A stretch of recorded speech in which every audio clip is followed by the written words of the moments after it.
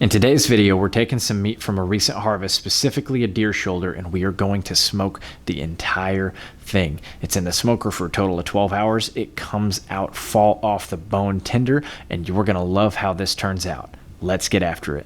My name is Matt, and I live for moments like these. Guys, I killed the biggest buck of my life this morning.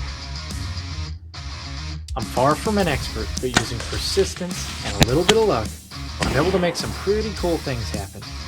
I do my best to capture the entire harvest, the kill, the prep, and my favorite part, the meal.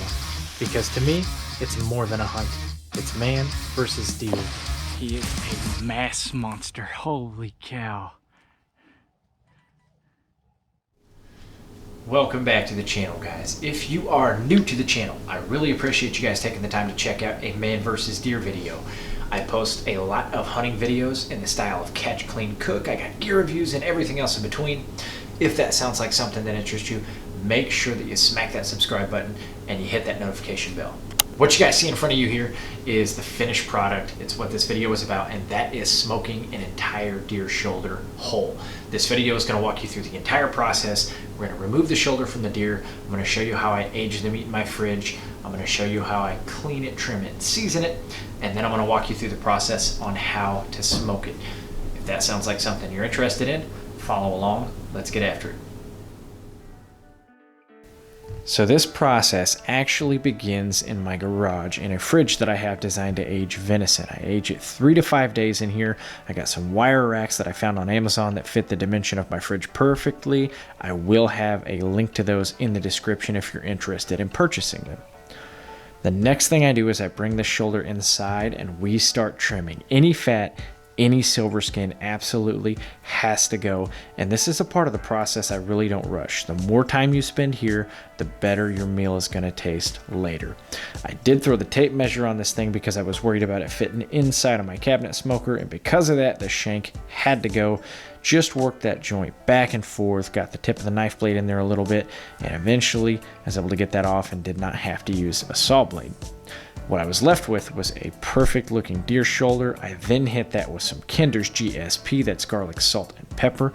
One of my favorite rubs for any kind of red meat. I went over the top of that with some Pit Boss smoked salt and pepper, and this thing was perfectly seasoned. I kind of treated it like I would a brisket.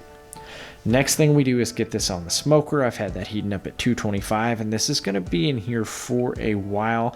Nothing special going on here, just putting it right on the rack. It's going to smoke in here for about 6-7 hours until it gets a really nice bark on the outside, at which we'll pull it out and move on to step 2. Step 2 involves making sure that this thing doesn't lose any moisture, and we're going to get it as close to fall off the bone as we can. We're going to use some beef broth. We're going to chunk up an onion. We're going to put a couple of cloves of garlic in there, smashed of course, so all that flavor can seep out. And what we're going to do is we're going to set our roast right on top of all this, and we're going to cover it with foil. That foil is going to stop any of the moisture from escaping. It's going to make sure that our meat doesn't dry out, and cooking that meat in a covered environment like that is going to help it tenderize faster. Hopefully it will fall right off the bone. It's going to go right back into the smoker after we cover it with aluminum foil for probably another 4 to 5 hours.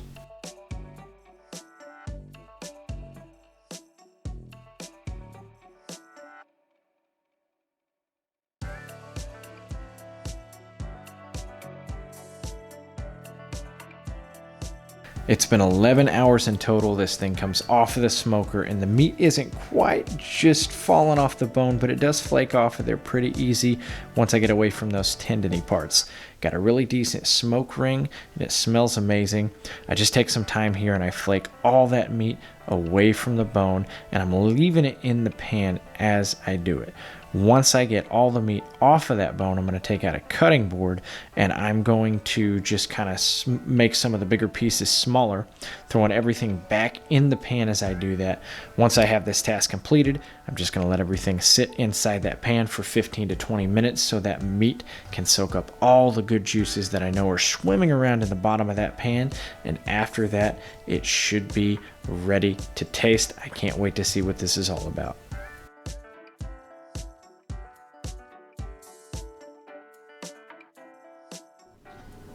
Well guys, it was a long 11 hours, but I finally pulled this thing off the smoker. I shaved the meat off the bone. I diced it up what didn't shred apart, and I've had it sitting in this pan for about 20 minutes, just kind of soaking up all the juices and the flavors that I know are swimming around the bottom of this pan. Everything looks really good. It smells really good. It has the look and the texture of brisket. It even has a little bit of a smoke ring to it. It's got a decent bark to the outside, and I really like the way this has turned out so far. So what I'm gonna do is I'm gonna try a piece of this just by itself, and then I've got a tortilla that I've heated up here, a little bit of shredded cheese and my favorite Taco Bell sauce, and we're gonna eat it in taco form, and then I will give you guys my honest opinion of what I think this tastes like, and then I'll score it on a 1 to 10. So with that being said, let's get into this and see what it's all about. I picked up this piece because it has a little bit of everything in it. It's a big meaty piece. It's got a little bit of the smoke ring in it. It's got a little bit of bark in it. Let's taste this and see what it's all about.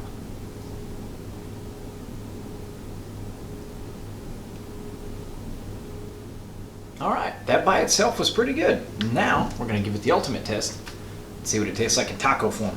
I got a heated up flour tortilla, and what I'm gonna do is I'm gonna get some of the pieces that have sat on the bottom for a little while and had time to soak up all those good juices, so we can get a really good idea of what's going on down there. Man, that looks good. Next thing I'm gonna do, I'm gonna hit it with the sauce. This sauce right here is actually Taco Bell brand, creamy avocado ranch. It has kind of like a guacamole taste to it. Really good, especially on like a beef taco. So we're gonna hit it with the meat, hit it with the sauce. I like a good amount of sauce on there. And then we are going to put some cheddar on top. And man, that looks fantastic. So, without keeping you waiting anymore, we're gonna see what this is all about.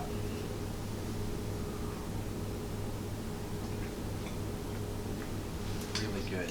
So, the meat by itself kind of behaves like a brisket. Got a really nice smoke ring. It's pretty tender. None of it is overly chewy. It wasn't exactly fall off the bone tender either. I probably needed to leave it in there for a few more hours, which next time I cook venison this way, and it was good enough I will cook it again this way, I will probably give myself enough time to leave it in there for probably close to 15 hours. I did an 11-hour cook this time. I really think an extra couple hours on there would make all the meat just fall off the bone, as opposed to me kind of having to flake it off the bone. So that's the only thing I would do different. Now, I'm gonna give this a wild game rating of probably 7 out of 10. Really good meal. I would definitely make this again. It's not at the top of the list, but it is far from the bottom too. Definitely something I would try. Really good way to do something with your deer shoulder other than just make burger out of it. It's something that's well worth it. Definitely something I would also feed to my friends and family. I think you could throw this out at a cookout and it's going to be a big hit. So definitely would recommend. Tastes really good. Well guys, that pretty much brings us to the end of the video. I really hope that you liked this video. I hope you found it informative. I hope that it inspires you to do something similar with your deer shoulder next time you harvest one. But more than anything, I hope this video was entertaining, and I hope it makes you want to watch more man versus deer videos. If you guys will check the links in the description, if you're curious about what kind of seasonings I was using, the sauce here, it's all going to be in the links in the description. If you click on those links and you make a purchase, it does help me out. I do get a little bit of a kickback off of that. And lastly, if you want to see the video that this deer was harvested in, I have a video that's going to show, as this video ends, there's going to be 2 suggested videos, and there's going to be a video where I go on a late season muzzleloader hunt. I'm able to harvest a doe, and I actually make some filet mignon style steaks out of said doe that this same shoulder come from. So it's an awesome hunt. It's an awesome cook. I hope that you guys will stick around and check that out.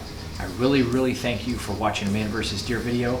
Catch you next time, and good luck in the woods.